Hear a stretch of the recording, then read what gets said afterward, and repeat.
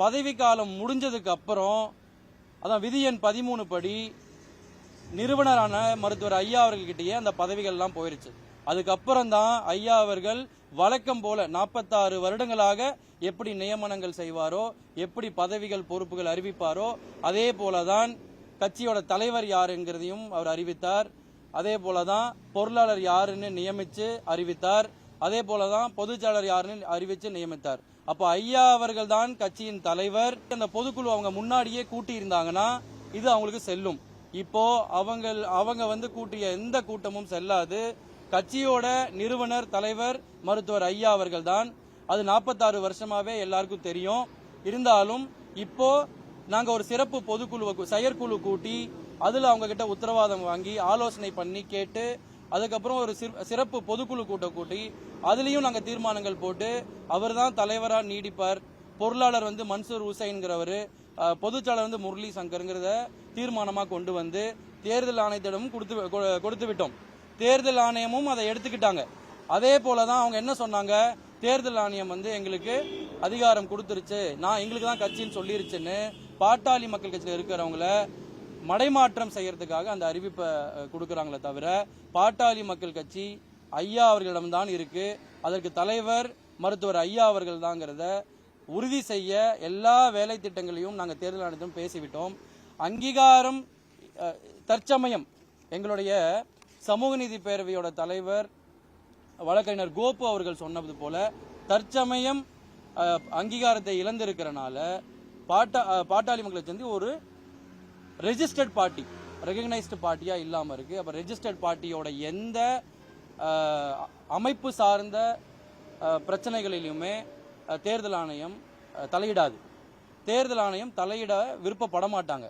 அவங்க என்ன சொல்லுவாங்கன்னா, நீங்க சிவில் கோர்ட்ல போய் பார்த்துக்கோங்க, உங்க அதிகார பிரச்சனை அங்க தீர்த்துக்கோங்கன்னு தான் சொல்லுவாங்க.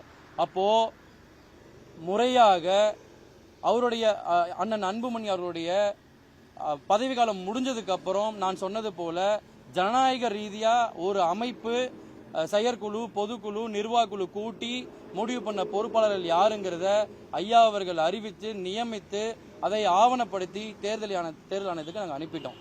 அதே போல வழக்கறிஞர் பாலு அவர்கள் எங்களிடத்துல ஆதாரம் இருக்கு, எங்களுக்கு சின்னத்தையும் கொடுத்துட்டாங்க கட்சியும் கொடுத்துட்டாங்கன்னு அவதூறு பரப்பிக்கிட்டு வர்றாரு.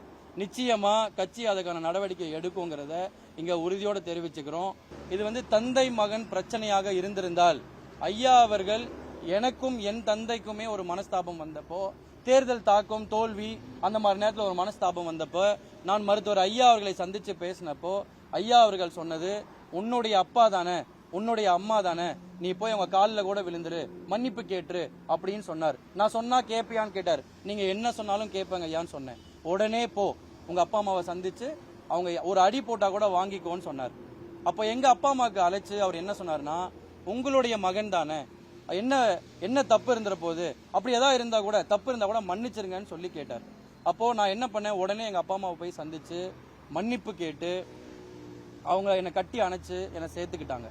இப்போ அதே இங்க யோசிச்சு பாருங்க, மருத்துவர் ஐயா அவர்கள் நிச்சயமாக இது தந்தை மகன் பிரச்சனையாக இருந்திருந்தால் வீட்டிலேயே சரி செய்திருப்பார். ஏன்னா நிர்வாகியான எனக்கும் அதுதான் சொல்றாரு.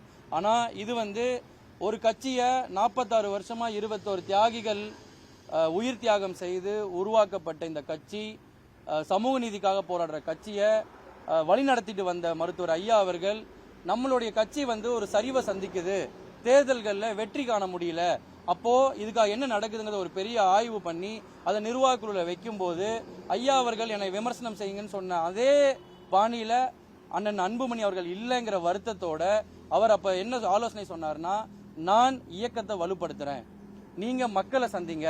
2016லயே ஒரு நல்ல யுக்தியோட தான் நம்ம சந்திச்சோம், ஆனா அப்ப மக்கள் ஆதரவு தரல, அப்ப ஏதோ ஒரு குறை நம்ம கிட்ட இருக்கு, அதை சரி செய்வோம்னு சொல்லி நீங்க களத்துக்கு போங்க, களத்துக்கு போய் மக்களை சந்திங்க, நான் இயக்கத்தை வலுப்படுத்துறேன்னு சொல்லி தான் உட்காந்து எல்லாம் பேசி முடிவு பண்ணி தான் இது சரியாயிருச்சுன்னு நினைச்சுதான் ஐயா அவர்கள் அறிவித்தார். ஆனா அறிவித்த நேரம் அங்க நம்மளுடைய அண்ணா அவர்கள் கூட அன்புமணி அண்ணா கூட இருக்கிறவங்க என்ன மாதிரியான ஆலோசனைகள் தராங்கன்னு தெரியல. அவங்க மடைமாற்றம் செய்ததோ இல்ல தப்பான ஆலோசனை கொடுத்தனாலதான் இந்த மாதிரி போச்சுங்கிறது ஐயா அவர்களுடைய கருத்து. பிளே ஸ்டோர் மற்றும் ஆப் ஸ்டோரில் இருந்து பாலிமர் செயலியை QR கோடு மூலம் பதிவிறக்கம் செய்யுங்கள். செய்திகளை உடனுக்குடன் பெறுங்கள்.